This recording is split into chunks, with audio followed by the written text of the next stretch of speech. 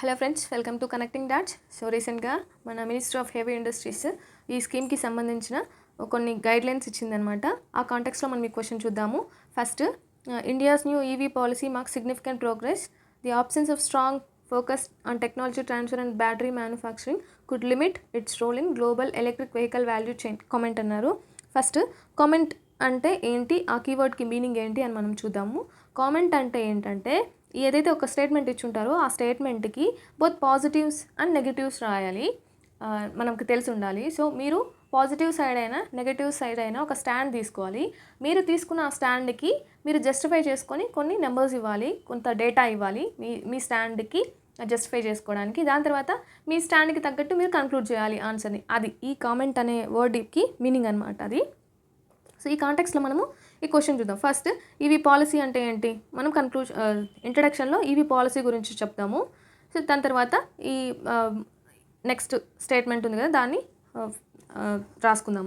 First, EV policy ఏది అంటే, ఇది నేమ్ ఆఫ్ ద స్కీమ్. దీంట్లో ఇది objective, AIIMS to attract global EV players by reducing imported duties and encouraging local manufacturing. దీంతో రెండు ఉన్నాయన్నమాట ఆబ్జెక్టివ్స్. ఏంటి, ఇంపోర్ట్ డ్యూటీని రెడ్యూస్ చేయాలి, లోకల్ మ్యానుఫ్యాక్చరింగ్ని ఇంప్రూవ్ చేయాలి. సో ఈ ఆబ్జెక్టివ్ని ఈ స్కీమ్ అనేది మీట్ అవుతుందా లేదా అనేది మనం ఇక్కడ చూద్దాం. సో దీంట్లో ఉన్న ప్రొవిజన్స్ ఏంటి పాలసీలో అంటే, ఫస్ట్, ఇంపోర్ట్ డ్యూటీ ఏదైతే ఉందో ఇంతకుముందు 110% ఉండేది ఇంపోర్ట్ డ్యూటీ. ఏది, కంప్లీట్లీ బిల్డ్ యూనిట్స్ ఉన్నాయి కదా సిబియు, వాటి మీద 110% నుంచి 15%కి రెడ్యూస్ చేశారు.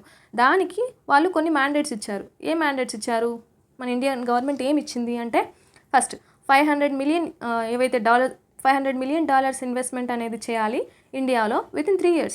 3 years లోపల 500 మిలియన్ అంటే 4,500 crores ఇన్వెస్ట్మెంట్ చేయాలి ఇండియన్ కంపెనీస్లో. మ్యానుఫ్యాక్చరింగ్ ఫెసిలిటీ ఒకటి సెటప్ చేయాలి అని చెప్తున్నారు. ఆల్రెడీ ఉన్న మ్యానుఫ్యాక్చరింగ్ ఫెసిలిటీ అయినా యూజ్ చేసుకోవచ్చు, లేదంటే కొత్తదైనా యూజ్ చేసుకోవచ్చు. అండ్ టర్న్ ఓవర్ టార్గెట్స్ ఇచ్చారు. ఈ టార్గెట్స్ 2,500 crores అనేది 2 yearsలో రీచ్ అవ్వాలి, 5,000 crores 3 yearsలో రీచ్ అవ్వాలి, 7,500 crores 5 yearsలో రీచ్ అవ్వాలి అట్లా. సో లోకలైజేషన్ కాంపోనెంట్ కూడా ఇచ్చారు, 25% లోకలైజేషన్ కాంపోనెంట్ ఫర్ 3 years. దాని తర్వాత 5 yearsకి 50% రీచ్ అవ్వాలి అని చెప్తున్నారు. ఈ ఇంపోర్ట్ డ్యూటీ ఏదైతే 15%కి రెడ్యూస్ చేశారు కదా, అది ఎన్ని యూనిట్స్కి, ఇన్ఫినిట్ ఎన్నైనా ఇంపోర్ట్ చేసుకోవచ్చా అంటే కాదు. ఫస్ట్ 8,000 యూనిట్స్ ఉన్నాయి కదా, ఈ 8,000 యూనిట్స్కి 15% ఇంపోర్ట్ డ్యూటీ ఉంటుంది. ఆ తర్వాత 8,000 యూనిట్స్ పైన పడితే 110% ఇంపోర్ట్ డ్యూటీ ఉంటుంది. లోపల అంతకంటే తక్కువ మీరు యూనిట్స్ అనేటి ఇంపోర్ట్ చేసుకున్నారు అంటే అది క్యారీ ఫార్వర్డ్ అవుతుంది అని ఈ ప్రొవిజన్స్ అనేవి చెప్తాయి. ఈ స్కీమ్లో ఉన్న ప్రొవిజన్స్ ఇవి. నెక్స్ట్, దీంతో ఉన్న మెయిన్ డ్రాబ్యాక్ ఏంటి, అదే కదా, మనము పాజిటివ్స్ తీసుకోవాలి, నెగిటివ్స్ తీసుకోవాలి ఈ పాలసీకి సంబంధించి. సో డ్రాబ్యాక్ ఏంటంటే, ఈ మొత్తం ఈ పాలసీ అంతా ఈ లోకలైజేషన్ కాంపోనెంట్ కానీ ఇంపోర్ట్ డ్యూటీ కానీ ఇవన్నీ కూడా ఇన్సెంటివ్స్ మ్యాండేట్స్ లేదనమాట. రీసెర్చ్ అండ్ డెవలప్మెంట్కి, టెక్నాలజీ ట్రాన్స్ఫర్కి, అక్విజిషన్కి, బ్యాటరీ సెల్ మ్యానుఫ్యాక్చరింగ్కి ఇన్సెంటివ్స్ అన్నీ లేకుండా ఓన్లీ అసెంబ్లీకి మాత్రమే ఫోకస్ ఎక్కువ ఉంది. సో అది మెయిన్ డ్రాబ్యాక్. ఈ లోకలైజేషన్ క్లాస్ కూడా ఇది పెరిఫెరల్ యూనిట్స్కి వాటికి ఉన్నాయని, core unit like battery EV vehicles అంటేనే బ్యాటరీ మ్యానుఫ్యాక్చరింగ్ అనేది కోర్ కదా. సో దాని మీద ఎలాంటి స్టేట్మెంట్ లేదు. అలాగే కొన్ని క్రిటికల్ ఎక్విప్మెంట్స్ ఉంటాయి కదా, సెమీ కండక్టర్ చిప్స్ కానీ, ఇలాంటి వాటి మీద కూడా ఎలాంటి ప్రొవిజన్ లేదు. ఓన్లీ ఊరికే 25% లోకల్గా ప్రొక్యూర్ చేసుకోవాలి అన్నారు, కానీ ఏ కాంపోనెంట్ ప్రొక్యూర్ చేసుకోవాలో చెప్పలేదు. అది ఒక మెయిన్ డ్రాబ్యాక్ అనమాట. సో అలా దానివల్ల ఏమవుతుందంటే, ఇన్నోవేషన్ ఎట్లా డెవలప్ అవుతుంది, వాల్యూ అడిషన్ ఎట్లా జరుగుతుంది, ఉన్నట్టువే ఉంటాయి కానీ కొత్తగా ఎలా జరుగుతాయి. సో అది మెయిన్ డ్రాబ్యాక్ ఈ పాలసీకి సంబంధించి మనం తీసుకున్న స్టాండ్ ఇది. అసలు ఎందుకు టెక్నాలజీ ట్రాన్స్ఫర్ ఎందుకు చేసుకోవాలి అంటే, ఇండియాలో క్రిటికల్ టెక్నాలజీ అనేది చాలా తక్కువ. బ్యాటరీ కెమిస్ట్రీ కానీ, ఈ ఎలక్ట్రిక్ డిజైన్ కానీ, సాఫ్ట్వేర్ సిస్టమ్స్ కానీ యూజ్ చేసేటివి చాలా తక్కువ. ఇవన్నీ మనం ఇంపోర్ట్ డిపెండెంట్ అనమాట ప్రస్తుతానికి. సో ఇలాంటివన్నీ ఇండియాలో డెవలప్ చేయడం వల్ల ఏమవుతుంది, రీసెర్చ్ అండ్ డెవలప్మెంట్ ఇంక్రీజ్ అవుతుంది, టెక్నాలజీ డిపెండెన్స్ తగ్గుతుంది ఫారిన్ ప్లేయర్స్ మీద. సో అందుకోసం మనము టెక్నాలజీని ట్రాన్స్ఫర్ చేసుకునే ఒక ప్రొవిజన్ని కంపల్సరీగా పెట్టిండాల్సింది అనేది డ్రాబ్యాక్ అనమాట. So battery manufacturing and localisation ఎందుకు అంటే, మనం చెప్పాం కదా, లిథియం అయాన్ సెల్స్ని ప్రైమరీగా చైనా నుంచి ఇప్పుడు ఇంపోర్ట్ చేసుకుంటున్నాం అనమాట. లోకల్గా ఉన్న కంపెనీస్ అన్నీ కూడా ఏంటివి, అసెంబ్లీ పార్క్సే ఉన్నాయి. అంటే మన వాళ్ళు ఏం చేస్తున్నారు, బ్యాటరీలో కూడా బ్యాటరీ మ్యానుఫ్యాక్చరింగ్ ఫెసిలిటీస్ పెట్టా కూడా బ్యాటరీలో ఉన్న పెరిఫెరల్ కాంపోనెంట్స్ అన్ని, మెయిన్ కాంపోనెంట్స్ అన్ని చైనా నుంచి ఇంపోర్ట్ చేసుకొని ఇక్కడ తీసుకొచ్చి ఇక్కడ యూనిట్స్లో అసెంబుల్ చేసి అమ్ముకుంటున్నారు. అది కాదు కదా పాలసీ. ఫస్ట్ మనం కోర్ పాలసీని చిన్నగా అయినా సరే ఎంకరేజ్ చేస్తూ పోతూ ఉంటే ఎకో సిస్టమ్ డెవలప్ అవుతుంది. కోర్ నుంచి ఎండ్ యూనిట్ వరకు, ఎండ్ అవుట్పుట్ వరకు ఒక ఎకో సిస్టమ్ అనేది డెవలప్ అవుతుంది. సో ఇలాంటివి మిస్ అయినప్పుడు కోర్ కాంపోనెంట్ ఎట్లా వస్తుంది? సో అది ఇక్కడ చెప్తున్నాం మనము. అసలు ఇదంతా ఎందుకు మాట్లాడుతున్నాము, ఇవి టెక్నాలజీ గురించి ఎందుకు మాట్లాడుతున్నాము, ఇండియా పొజిషన్ గురించి ఎందుకు మాట్లాడుతున్నాము అంటే లాస్ట్ 2024లో మామూలుగా వరల్డ్లో గ్లోబల్గా 17 మిలియన్ కార్స్, ఎలక్ట్రిక్ కార్స్ అమ్మితే దాంతో చైనా నుంచి 11.3 మిలియన్ కార్స్ అనేవి ఒక్క చైనానే అమ్మిందనమాట.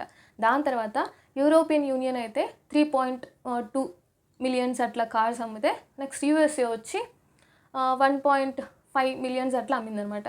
సో ఇండియాలో <1% ఉందన్నమాట గ్లోబల్లో. ఇండియా పొజిషన్ <1% షేర్ ఉంది, ఇండియా షేర్ అనేది. సో 2009 నుంచి చైనాలో పాలసీస్ ఇంప్లిమెంట్ చేస్తూ వస్తున్నారు.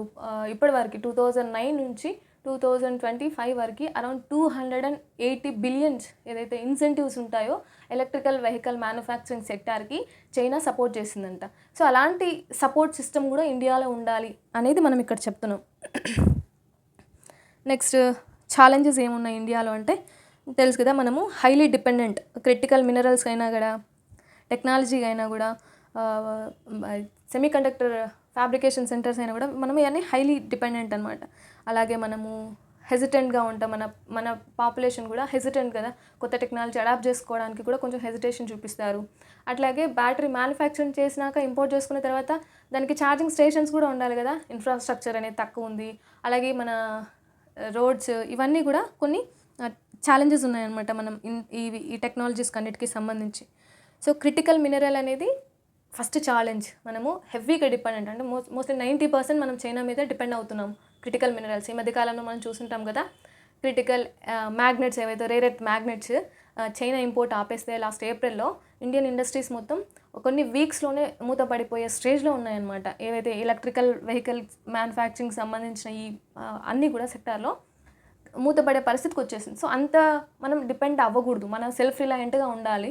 దానికోసం మనం ఏం చేస్తున్నాము, ఎక్స్ప్లోర్ చేస్తున్నాము. కానీ ఆ టెక్నాలజీ అనేది చాలా కష్టం అనమాట. దాన్ని ఎక్స్ప్లోర్ చేయడానికి కూడా కష్టము, అది కాక ఎక్స్పెన్సివ్. కాబట్టి మనం ఇంపోర్ట్కి అలవాటు పడిపోయినాం. అట్లా కాకుండా చిన్నగా అయినా కష్టమైనా మన మీద మనం సెల్ఫ్ రిలయంట్గా ఉంటే ఫ్యూచర్లో కూడా మనం ఇలాంటి ప్రాబ్లమ్స్ వచ్చినప్పుడు ఈజీగా ఫేస్ చేసుకోవచ్చు. సో అది మనం చెప్తున్నాము. రీసెర్చ్ అండ్ డెవలప్మెంట్ మీద టెక్నాలజీ ట్రాన్స్ఫర్ అప్లికేషన్స్ పెట్టాలి అని మనం వే ఫార్వర్డ్లో చెప్తున్నాము. ఈ పాలసీస్ ఇన్సెంటివ్స్ ఏవైతే ఉన్నాయో సెల్ లెవెల్ నుంచి, మ్యానుఫ్యాక్చరింగ్ నుంచి ఇన్సెంటివ్స్ ఇవ్వాలి, రా మెటీరియల్ రిసోర్సింగ్ నుంచి కూడా ఇన్సెంటివ్స్ ఇవ్వాలి. పిఎల్ఐ స్కీమ్స్ ఏవైతే ఉన్నాయో అవుట్పుట్ మీద కాకుండా ఇన్నోవేషన్ మీద కూడా ఫోకస్ చేయాలి అని చెప్తున్నాము. స్కిల్లింగ్ మీద, అర్బన్ ప్లానింగ్, అదే కదా మనం చెప్పుకుంటున్నాం. ఇప్పుడు ఇన్ఫ్రాస్ట్రక్చర్ అనేది డెవలప్మెంట్ చేయాలి. ఒక గ్రిడ్ లాగా ప్రతి ఒక్క 1 కిలోమీటర్కి కూడా ఒక గ్రిడ్ ఏర్పాటు చేసి దాంతో ఛార్జింగ్ స్టేషన్స్ పెట్టాలి. అప్పుడు మనకు అడాప్ట్ చేసుకున్నా కూడా ఇబ్బంది రాకుండా ఉంటుంది కదా. అలాంటి ఇవన్నీ స్టెప్స్ తీసుకున్నప్పుడు ఒక హోలిస్టిక్ ఎకో సిస్టమ్ అనేది డెవలప్ అవుతుంది అని మనం ఇక్కడ వే ఫార్వర్డ్ చెప్తున్నాము. సో కన్క్లూజన్ ఏంటంటే మనం ఇక్కడ పాజిటివ్ స్టాన్స్ తీసుకున్నాం కాబట్టి పాజిటివ్గా కన్క్లూడ్ చేస్తున్నాము. ఓకే, దీనివల్ల కొన్ని ప్రోగ్రెసివ్ స్టెప్ అయినప్పటికీ కూడా ఈవీ అడాప్షన్ని, ఎఫర్ట్స్ని, టెక్నాలజీ ట్రాన్స్ఫర్ మీద కూడా కొంచెం ఫోకస్ చేయాలి అని చెప్తున్నాము. పెరిఫెరల్ ప్లేయర్ లాగా కాకుండా ఒక గ్లోబల్ రెవల్యూషన్ లాగా ఇండియా స్టాన్స్ తీసుకోవాలి అంటే ఇవన్నీ కూడా ఛాలెంజెస్ అన్నీ మనము తీసేయాలి. Next, innovation driven approach essential అనమాట. ఈ లాంగ్ టర్మ్ స్ట్రాటజిక్ లీడర్షిప్ ఏదైతే మనం అనుకుంటున్నామో, మనం ఒక గ్లోబల్ లీడర్గా ఉండాలి అనేసి. సో ఇలాంటి ఛాలెంజెస్ అన్నిటిని తట్టుకుంటూ ఇవన్నీ వచ్చిన డ్రాబ్యాక్స్ ఇవన్నీ చిన్నగా ఒకదానికొకటి తీసేసుకుంటూ ముందుకెళ్తే మనం గ్లోబల్ లీడర్ అవ్వచ్చు స్ట్రాటజిక్గా అని మనం ఇక్కడ చెప్తున్నాం అనమాట. ఇది ఒక హోలిస్టిక్ క్వశ్చన్.